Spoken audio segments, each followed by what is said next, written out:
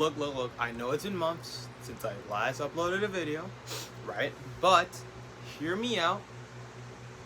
I know I'm probably not the fastest to the story, but I am a Cleveland Cavalier fan. I want to talk about something that I did not foresee. And I just want to say I am very, very happy to be a Cavs fan right now. It is really something, man. If you don't know, we just acquired Donovan Mitchell. Now, Donovan Mitchell is not a franchise guy, most likely, right? He's not. He's not even a guy that's gonna play both ends of the floor, but he's a good offensive player coming off a down year, so his value is pretty low, right? We saw what Donovan Mitchell can be in the bubble, pre-bubble, post-bubble, or even. And we all know that the guy is really good at the game of basketball. So if you told me the Cleveland Cavaliers were going to get him for basically nothing, a couple first-round draft picks, which if the trade goes well in our favor, which it should, are nothing, because we'll have Mobley under contract for a while. We have Mitchell on his contract. We have Sexton on his new deal. We've got those guys. Sorry, Sexton's out of here. I meant to say Garland on his new deal. I was wondering what we were going to do with Colin Sexton for quite this time, and I also thought Donovan Mitchell was going to the Knicks. It seemed imminent, but it seemed like something that would happen at the trade deadline around February, right? No, the Cavs just got him. And all the Jazz asked for, apparently, in this trade is Lauri Markkanen. Gave us solid production, nothing special, but gave us really good, solid production. Was a part of the one of like those three big men lineups we ran sometimes. It's cool.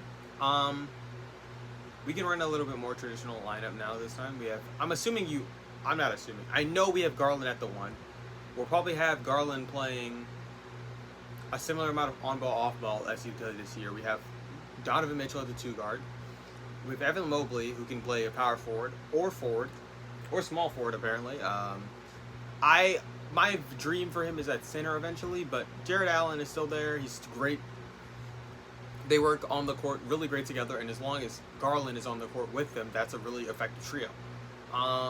This is not going to help our defense. I don't want to say anything like that.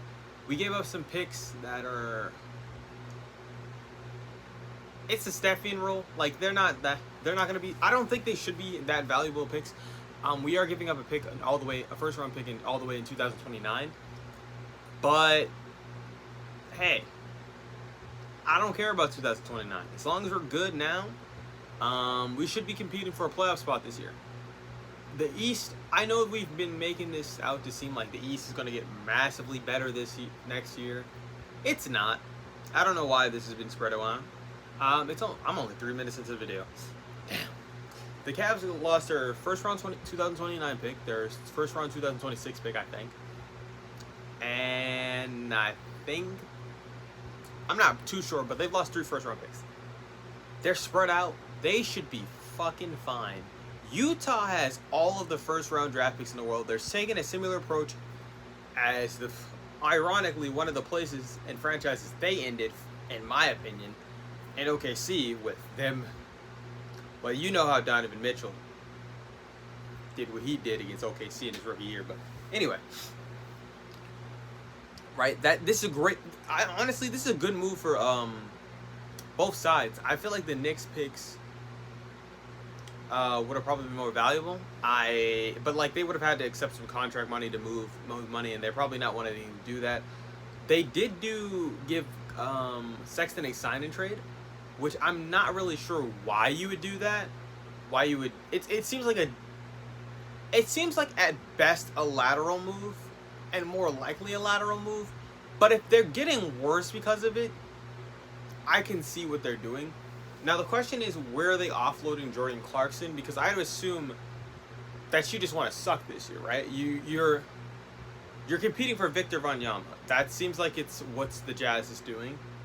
They're getting rid of They got rid of Rudy Gobert, and now they're going to get another French big that'll either be really great for them or disappoint them the same way Rudy Gobert's done. Hopefully not. I'm rooting for Victor Wanyama, or I'm rooting for every guy that makes the state league, bro. I don't really care who you are, but yeah. As for how this affects the Cleveland Cavaliers, as their offensive defense, their defense is probably not going to be nearly as good, but we have shown that we can hide them on defense, and the reason that we were in the playoff contention in the first place is because we have good coaching and we were a good defensive team. So I'm ecstatic. If you told me in 2018 when LeBron left, we'd have a young star guard from a different team through a trade, no less, and the guy that we just drafted in Colin Sexton would be swapped for Donovan Mitchell, I would have been like, I would have been ecstatic. I would have been like, you're crazy. Because remember, Ben Simmons and him are having the battle for the Rookie of the Year. I'm not thinking about that guy being on my team in a few years. I'm not thinking about Evan Mobley having a good defense. I just came off of something terrible. We had Jordan Clarkson that year. Came from LA, came all the way to Cleveland, got him out of there. We had that guy. We had Larry Nash Jr. on the time. These are sad years. It was the last year of LeBron's career in Cleveland. It was a beautiful year from LeBron perspective. Being a LeBron fan, that was amazing. But from a basketball perspective, you just knew it was over. You knew you were going to be in destitute for a while. You knew you were going to suck like the Knicks. We don't suck like the Knicks. We spent a couple years at the bottom of the conference. But we got what we needed. We're building a culture. I love what's going on. We still have Ricky Rubio on the team. That's nice. We got him back from the Pacers. That's great. He's coming off an injury as well. Honestly, when that move happened, I was like, that's spelling the end for Colin Sexton to me. Because if you're coming to get another guard, that's not known to be one of the greatest defensive guards on there. Colin Sexton's I was like, Sexton's got to go. A lot of people were telling me that Sexton would stay, and I was like, we don't really need him. I try to trade him for just a couple developmental pieces, not really something special, but some 3-and-D guys, it's just bolster the lineup a little bit more. But seeing this is great. I love the veteran presence our team has. I can't imagine this going. I can't imagine us playing worse than we were last season. The reason we sucked last season at the end, it was because we got injured. And hey man, I'm just glad we have a great player on our team. That's great. Hopefully we won't lose, or we won't be in the play-in, because we wouldn't have been in the play-in last year. But yeah, as I was saying earlier though about the East getting better, it's not. It really isn't. I'm looking at a lot of the teams. A lot of these teams had rough starts, and the Cavaliers had a good start. But hey man, let's also not act like Brooklyn isn't weaker than it was before.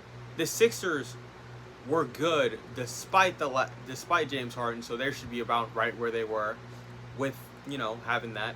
The Brooklyn Nets, I can still imagine them placing right where they were this year.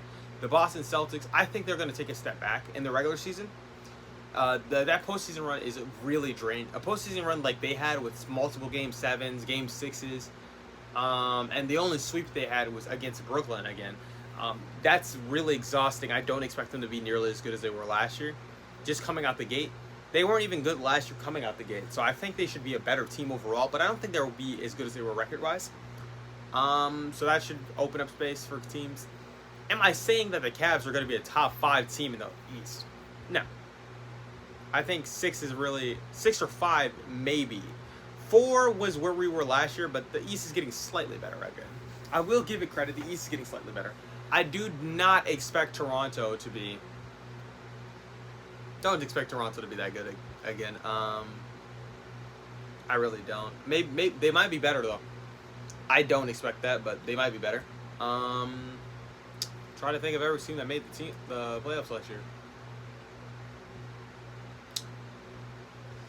Miami's still going to be Miami. I think they're going to use lateral. I think they might even move down in the conference, because didn't Miami, if I'm not mistaken, which I could be easily, I'm pretty sure Miami finished like 3rd or think. No. Hold on. The Bulls, I think the Bulls should be better when healthy, but all I can say is that we have a star guard. We're better than Trae Young. Atlanta should not be in the conversation with us anymore. We have one of the surprising and most up and coming young cores again. I think Jason Tatum and Jaylen Brown should stop being called a young core because it's really just two guys.